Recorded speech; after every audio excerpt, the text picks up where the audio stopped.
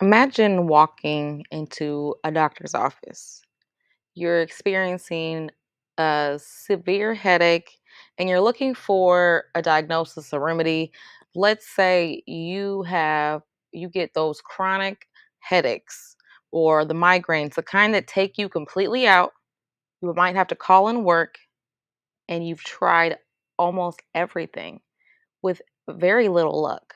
So you walk in the doctor's office, you explain your symptoms, they call you back, you explain your symptoms and they ask you some questions about your diet, exercise, and all. At the end, your doctor says that she knows or he knows exactly why the pain is occurring and why it has been chronic and what you need to do to resolve the issue.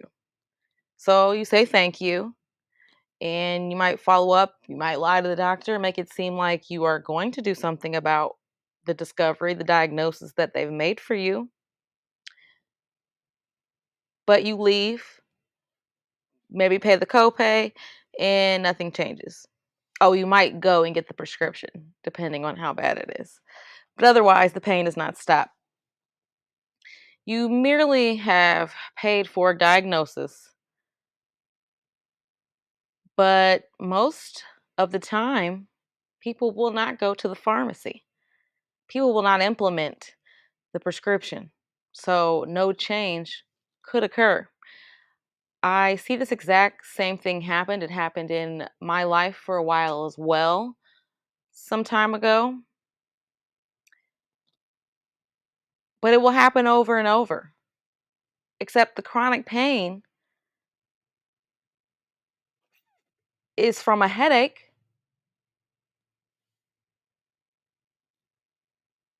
not necessarily something that you have to deal with. Let's take poverty. Let's take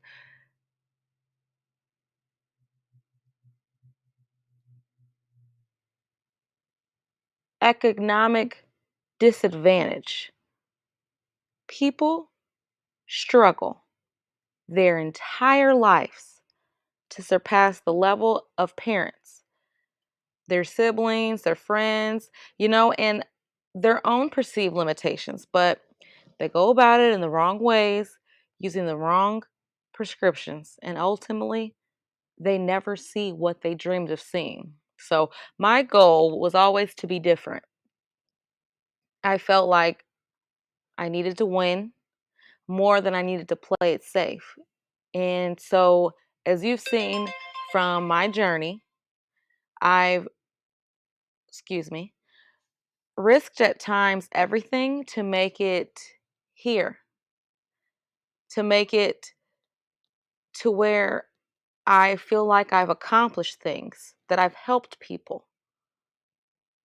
And by helping people, I feel accomplished. I don't always succeed in those things, but I wouldn't be where I am mentally, spiritually, and physically with not having the bravery, the courage to step out into my greatness.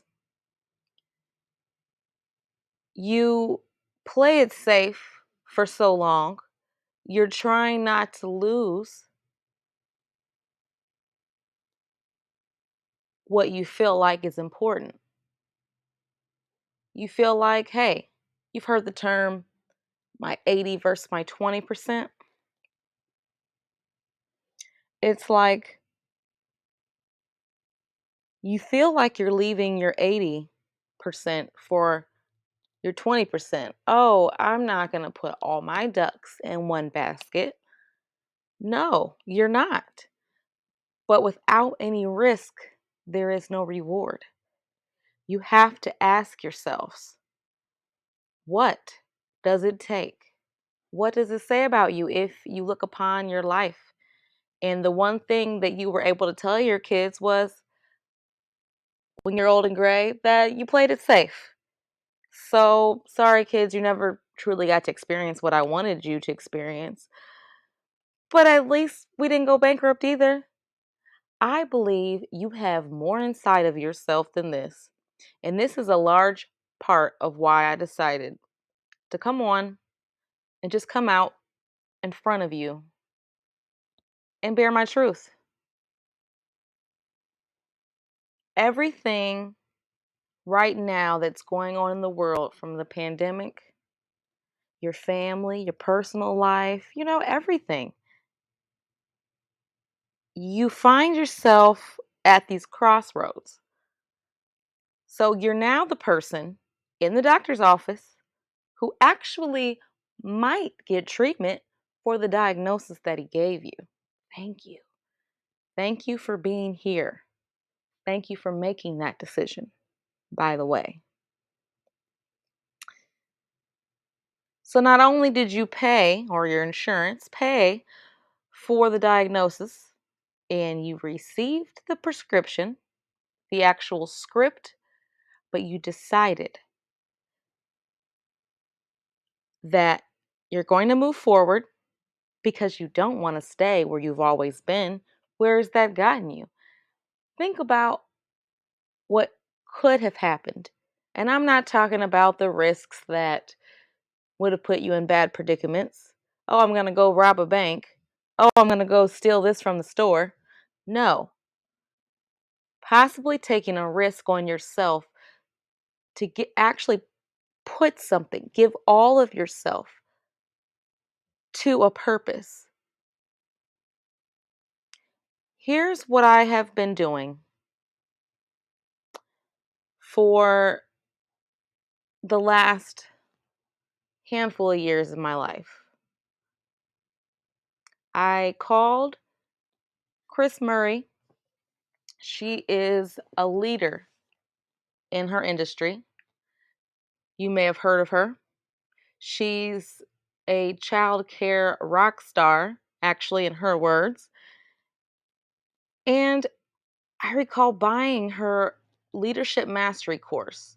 Now, I thought that, and we'll get more on this later, childcare was going to be something I was going to be in forever. There was something about it that made me want to continue. Now, of course, I'm fully invested in children's lives. I have 4 children biologically, but many that are not. Many who I would be there for if they or their mothers needed me to be.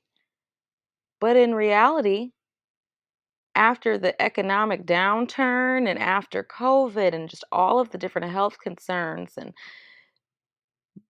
my lack of knowledge in leadership, I revisited that course. Sometimes, guys, it's okay to revisit things that maybe you overlooked that could have the potential to be beneficial for your life. But this is what urged me to create this message. I remember having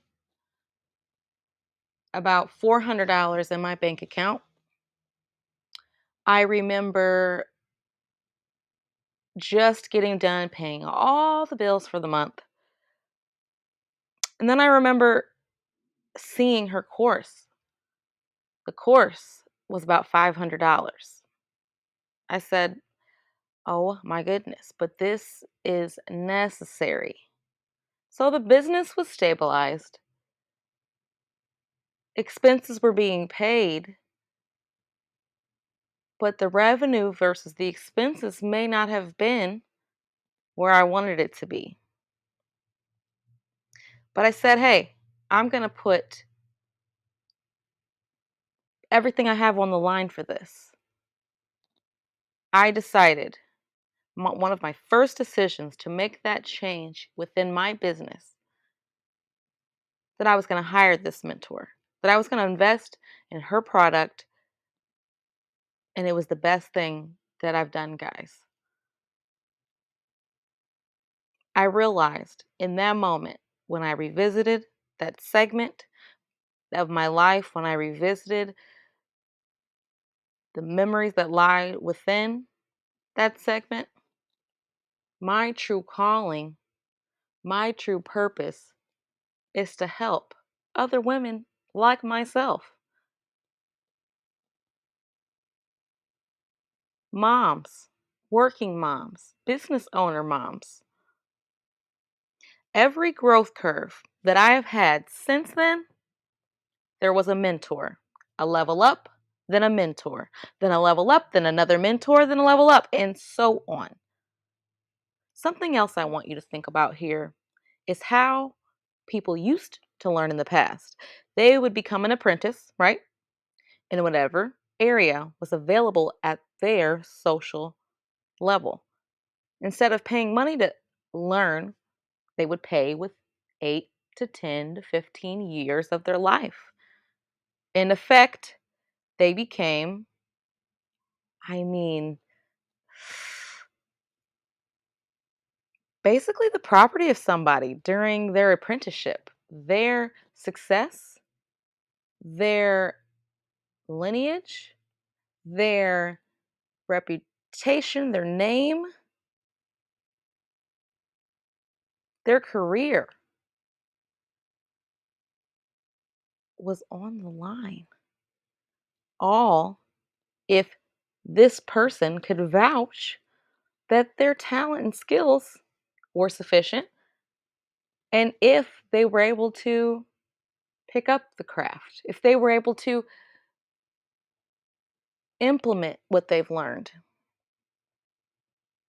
only then would they reach success after 3 to 5 years.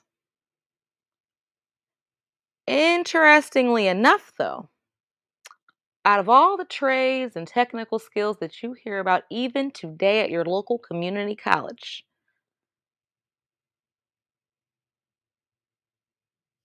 there is not a course, there is not a speaker apprenticeship, there's not a success mentorship, there was not anything that breaks up the divide between the working class and the wealthy. Fortunately enough, this divide is now collapsing as you learn the success secrets of the wealthy, and you don't need to pay in time. Yes, you do need to pay with money, but what would you rather do? Spend 8 to 10 years of your life or hand over some money and get to where you want to be faster? I had a vision and I made certain choices, which created my reality.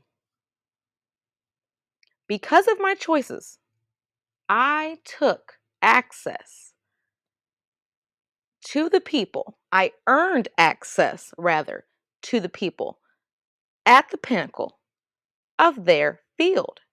And I didn't have to spend 10 years to get there. For me, having a mentor is a no brainer, and it's not an expense, it's an investment. It's a necessary investment. It's an investment that took me from my first year of childcare, making the mid 5 digits, to an upper 6 digits years later, in order to move onward and upward from there. Switching gears, there are two ingredients. There are two very important ingredients when it comes to baking, correct?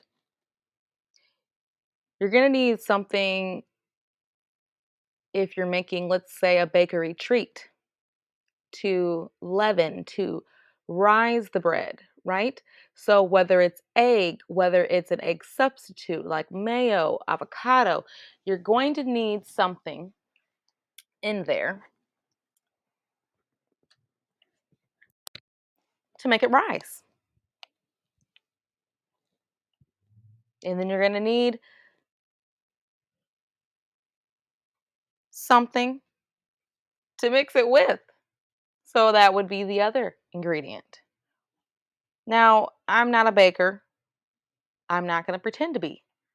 So, the two main ingredients of your life to make things work, to make things bake, when you look at a successful person's life, you're really looking at a person who's mastered, no matter if it's recently, no matter if it's they're close on the cusp. If you've understood the idea of mastering these two ingredients, to create an outcome, and I put emphasis on create because that's exactly what success is. You must create it. It's hard work. People waste their lives trying to find happiness and find success, to find peace.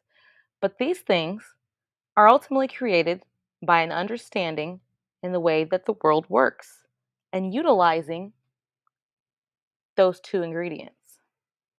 Ingredient number one is yield. So, something that activates, right?